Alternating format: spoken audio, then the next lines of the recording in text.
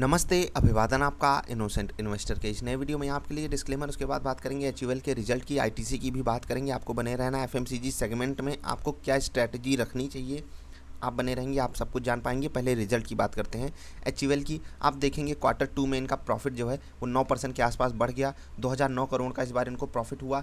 जो एस्टिमेट लगाकर बैठा था बाजार, उससे बेहतरीन प्रॉफिट आया है। अब एचयूएल से लोग कम एस्टिमेट क्यों लगाकर बैठे थे, ये हम आप समझ सकते हैं, कोरोना क्राइसिस के कारण। ठीक है, रिजल्ट कैसे देखना है, बीएससी इंडिया की वेबसाइट पर आप सर्च कर सकते हैं, क्या हिंदुस्तान यूनिलीवर। उसके बाद आपको कॉर्पोरेट अनाउंसमेंट में जाना है, आपको मिल जाएंगी सारी चीज़ें। फाइनेंशियल रिजल्ट, पहले हम फाइनेंशियल रिजल्ट आपको दिखा देते हैं, फिर आपको चीज़ें समझाएंगे। पहली चीज़ आपको ये ध्यान देनी है, क्या ध्यान देनी है कि यहाँ पर जो 5072 करोड़ की सेल्स आपको दिखाई जा रही है, सॉरी प्रॉफिट आपको दिखाया जा रहा है, ये 6 महीने का है। ये आपको ध्यान देना है। ऐसा मत करिएगा कि आप 3 महीने या सितंबर क्वार्टर ही समझ लीजिए। अगर उसको देखना है तो मैं आपको एग्जैक्टली मेन पॉइंट्स दिखा देता हूँ, फिर आपको समझाऊंगा कि कैसे आपको चीज़ों को टैकल करना है। ठीक, तो यहाँ पर जो आपको डेटा दिख रहा है वो एग्जैक्टली सिर्फ सितंबर क्वार्टर का है, तो मैं आपको सारी चीज़ें दिखाना चाहूँगा।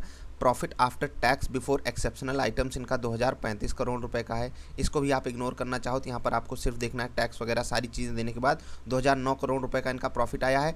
1848 करोड़ के प्रॉफिट के बदले में ये 9% की बढ़ोतरी है। मतलब टू बी प्रिसाइज, आपको वहाँ पर डेटा मैंने दिखा था 8 पॉइंट समथिंग। ठीक, अभी आगे मैं अगर आपको लेकर चलूँ, एक चीज़ आपको दिखेगी, 14 रुपये का ये डिविडेंड भी दे रहे हैं। इसको आप थम्स अप कह सकते हो। लेकिन ये जो 14 रुपये का डिविडेंड है, क्या एक 2021-2200 रुपये के स्टॉक के लिए कोई बहुत बड़ी वैल्यू रखता है? नहीं यार, 0.5% कोई बहुत बड़ी चीज़ होती नहीं है। तो सिर्फ डिविडेंड के लिए स्टॉक मत लेना। अगर स्टॉक लेना है, मैं आपको समझाता हूँ सारी स्ट्रैटेजी चार्ट पर चलकर। ठीक है, चार्ट पर हम आ गए हैं। आपको एक चीज़ यहाँ पर दिख रही होगी, क्या कि आज जो फ्लक्चुएशन हुआ वो बहुत ही बड़े लेवल पे हुआ।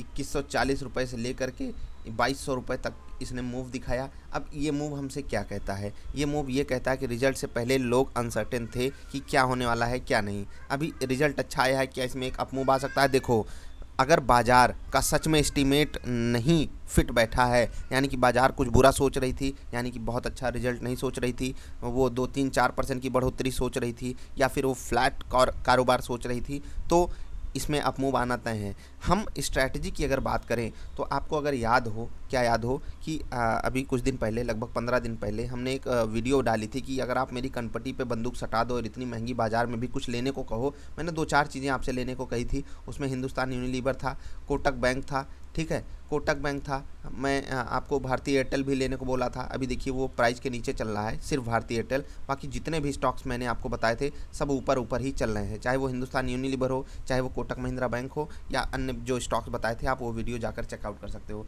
तो रही बात यहाँ पर हम स्ट्रैटेजी क्या बनाएं, मैं आपको समझाता हूँ। अभी देखिए, ये आज जो बड़ा फ्लक्चुएशन आया है, ये क्या कह रहा है मैंने आपको समझाया।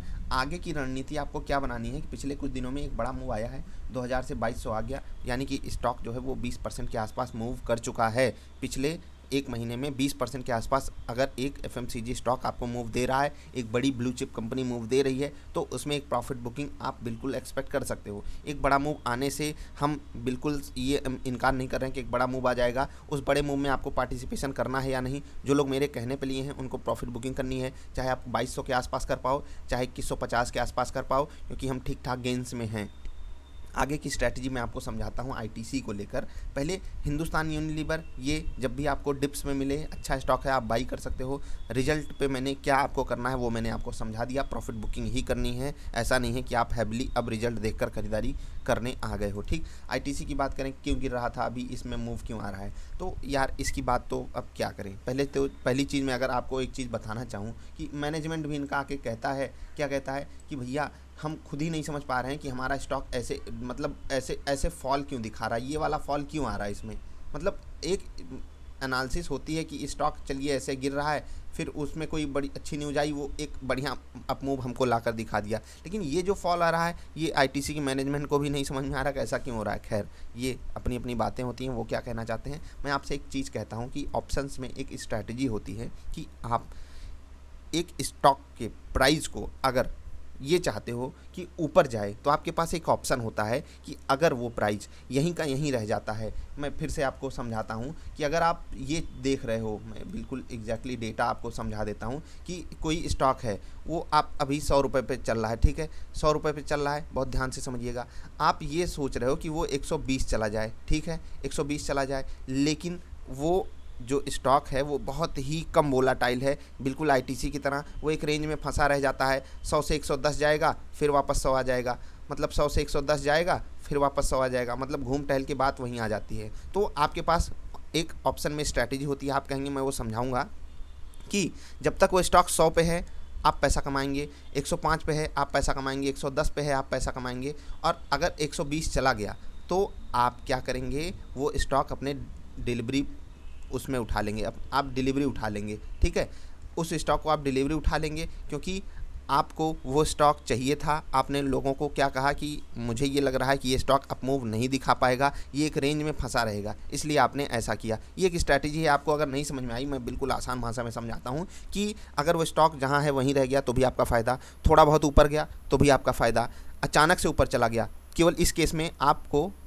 नुकसान होगा। मतलब आपके पास नुकसान होने के सिर्फ एक केस हैं, 3 केसेस में आपका फ़ायदा होगा, क्योंकि ऑप्शन की इस स्ट्रैटेजी में जो रिस्क होता है वो हम टैकल नहीं कर सकते। मतलब कि एक तरीके से कहा जाता है अनलिमिटेड रिस्क है, लेकिन मैं उसको अनलिमिटेड रिस्क नहीं मानता यार, क्योंकि एक ब्लू चिप कंपनी ऐसा मूवमेंट तो हमको दिखाएगी नहीं, एकदम जंगली टाइप 60-70% मतलब 2-4 दिन में ही भाग गई, बहुत रेयर केसेस में ऐसा होता है। अब इसी की एक अपोजिट स्ट्रैटेजी है। अगर आपको लगता है कि सब सोच रहे हैं कि आईटीसी 200 के ऊपर जाएगा, आपको नहीं लगता 200 के ऊपर जाएगा, तो आप इसी की बिल्कुल उलट स्ट्रैटेजी लगा सकते हो और आप आईटीसी के गिरने पे पैसा कमाते रह सकते हो। अगर आपके अगेंस्ट चला गया तो आप उसकी डिलीवरी उठा सकते हो। ये बहुत ही आसान स्ट्रैटेजी है और जितने भी बड़े प्लेयर्स हैं सब यही करते हैं। अगर बात नहीं समझ में आई हो तो आप हमारी वेबसाइट niftyindia.in पर आना, हमसे पूछना, हम बिल्कुल एकदम आसान भाषा में इस पर पूरी वीडियो बना देंगे, पूरे एग्जाम्पल के साथ बनाएंगे। मुझे पता है बहुत कम लोगों को ये बातें समझ में आई होंगी, लेकिन ऐसी स्ट्रैटेजीज़ होती हैं इस बाज़ार में, वहाँ से आप बढ़िया पैसा कमा सकते हो। रही बात बाइंग की, तो मैं आपसे एक चीज़ कहता हूँ कि देखो यार,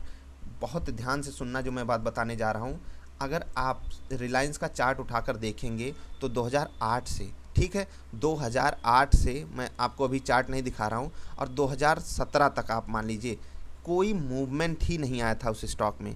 ये मतलब आप सोचिए कि 9-10 साल कोई स्टॉक एक जोन में फंस के रह गया था, और उसके बाद जो मूवमेंट आया हम सब देख रहे हैं कि 800 से ये स्टॉक कहाँ पहुँच गया है, 2500, क्लोज टू 2500 पहुँच गया ना, 2200-2300 रुपये पे। तो आईटीसी भी मुझे जहाँ तक उम्मीद है ऐसी ही परफॉर्मेंस देगा, आपको 1 साल में ये दुगना तिगुना रिटर्न करके दे देगा। लेकिन ये कब से होगा ये हमको नहीं पता, और मैं आपसे जो बात कह रहा हूँ इसको मत अन्यथा मत ले लीजिएगा कि अभी आप ले लीजिए दुगना तिगुना के चक्कर में, नहीं। मैं आपसे कहता हूँ जो अच्छे स्टॉक्स होते हैं उनको आपको बिना प्राइस देखे ख़रीदारी करनी चाहिए। मैं आपसे मतलब ऐसे स्टॉक्स में मैं आपसे ये भी नहीं कहता कि आप इसमें स्टॉप लॉस हिट कराओ। मैंने आपको हिंदुस्तान यूनिलीवर भी जब दिलाया था, मैंने जब भी दिलाया आपको, मैंने ये कहा कि इसमें स्टॉप लॉस तो आपको लेना ही नहीं है, जितना नीचे मिल जाए उतना अच्छा है, उतना ही आपके लिए अच्छा है, आप ले सकते हो। बात रही आईटीसी पे आपके नुकसान की, जो लोग ऊपर के रेट पे हो, तो देखो यार ऐसा ना किया कीजिए कि आप 190 पे लिए और 180 पे एवरेज करने आ गए, ठीक। इतना थोड़ा पेशेंस रखा करो अपने पास कि आपको 1 दिन 4 दिन में अगर प्रॉफिट मिलता भी है, बहुत छोटा प्रॉफिट मिलेगा यार, बड़े प्रॉफिट के लिए आपको टाइम देना पड़ता है। और मैं आपसे जब भी स्विंग ट्रेडिंग की बात करता हूँ तो कम से कम यार 5 से 8% का आपको प्रॉफिट मतलब रखना चाहिए एक मार्जिन के तौर पे। और अगर आप कोई स्टॉक, बहुत ध्यान से सुनना, ये वाली बात बहुत बहुत ज़रूरी है, इसको मैं फिर से एकदम चार्ट पे ही आपको समझा देता हूँ, यहाँ से समझिएगा। अगर कोई स्टॉक आपको, चलिए मान लेता हूँ कि मैं आपको ये वाला रेट पसंद था, आपने यहाँ कहीं सपोर्ट देखकर ख़रीदा, तो अगर आपने यहाँ से उम्मीद की वो स्टॉक, चलिए ये रेट था 195, आपको लग रहा था वो 205 तक जाएगा, ठीक, ये 205 तक जाएगा, लेकिन अगर वो आप यहाँ से 10 रुपये की एक्सपेक्टेशन कर रहे थे, यहाँ से आपको अगर टाइम कम है आपके पास तो आपको एग्ज़िट भी तो सोचना चाहिए कि मैं 190 पे या इसके नीचे अगर क्लोजिंग दे दिया, यानी कि इस वाले कैंडल पे या यहाँ पर मैं एग्ज़िट करूँगा। और एग्ज़िट जो है वो जब भी आप एंट्री लो किसी स्टॉक में, आपके लिए ये चीज़ मस्ट हो जाती है कि पहले आप एग्ज़िट डिफ़ाइन करो कि मैं कहाँ एग्ज़िट लूँगा।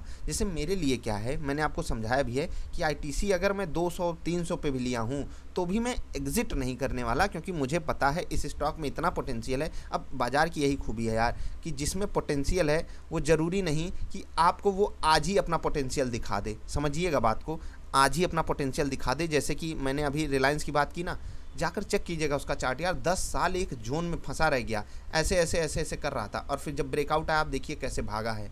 ये होगा, जो भी क्वालिटी स्टॉक्स होंगे उनके साथ हमेशा ऐसा होगा। आपको बस अपनी पोजीशन पे स्टिक रहना है। लॉन्ग टर्म शेयर होल्डर्स के लिए आईटीसी में कोई तकलीफ़ नहीं है। बड़े बड़े एक्सपर्ट भी यही चीज़ कहते हैं, लेकिन देखो मैं बोलता हूँ ना, अगर परफॉर्म नहीं कर रहा और फिर भी आपको रिटर्न चाहिए, ऑप्शन वाली स्ट्रैटेजी आप चेक कीजिए। आप कहेंगे मैं वीडियो बनाऊंगा उस पर, और बहुत अच्छी स्ट्रैटेजी है, आप उससे रेगुलर इनकम भी जनरेट कर सकते हैं। 2-3-5% मैं महीने का कहता हूँ। अगर आपको मिनिमम महीने का 2% भी इस बाज़ार से मिल जा रहा है, दिन का 1-2 घंटे देकर भी, तो आप बहुत बड़ी अपॉर्चुनिटी लेकर आगे बढ़ रहे हो। इतना याद रखिएगा। ये मेरी बात मैं आपको, अगर आपसे संपर्क रहा हमारा 5 साल बाद तक, तो मैं इसी स्ट्रैटेजी पे आपको 5 साल बाद चीज़ों को समझाऊंगा कि एक स्टॉक में अगर आप ये स्ट्रैटेजी लगाकर सिर्फ इतना रिटर्न बनाए होते तो कितना बड़ा वो अमाउंट हो जाता, हम आप सोच भी नहीं सकते हैं एक समय के लिए। तो बस यही था आपको समझाने के लिए। हिंदुस्तान यूनिलीवर का रिजल्ट सच में मुझे पसंद आया है। ये स्टॉक अभी मैं, देखो यार, जाए चाहे जहाँ, हमारे पास क्योंकि नीचे की बाइंग है और ये स्विंग ट्रेड था, इन्वेस्टिंग वाले पोर्टफोलियो में है ही नहीं ये स्टॉक अभी, तो क्यों नहीं है उसको भी मैंने एक्सप्लेन किया हुआ है। स्विंग ट्रेड में है तो स्विंग ट्रेड में मैंने प्रॉफिट बुकिंग की स्ट्रैटेजी दी है आपको एग्जिट ही करना है, क्योंकि मुझे रिजल्ट पसंद है इसलिए बाइंग आ सकती है, और मुझे पसंद है इसलिए नहीं, क्योंकि बाजार को बीट किया बाजार के एस्टिमेट्स को, बाइंग आ सकती है, होने दीजिएगा। आपको प्रॉफिट बुकिंग पे ध्यान देना है, प्रॉफिट बुक करके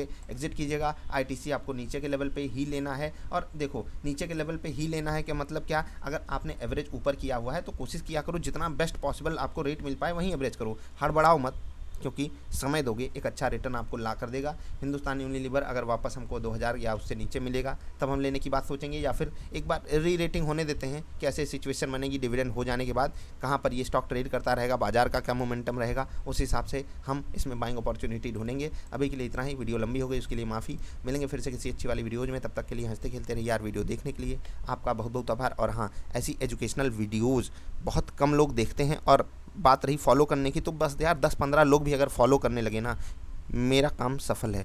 आपसे यही उम्मीद है, आप उन्हीं लोगों में आओ जो चीज़ों को फॉलो करना सीखें। और अगर आप सिर्फ, मैं आपसे कहता हूँ, 1 घंटे 2 घंटे देने हैं चीज़ों को सीख लेने के लिए, बस सीख लीजिए यार, बहुत लोगों से आप आगे निकल जाओगे बहुत आसानी से। Bye bye.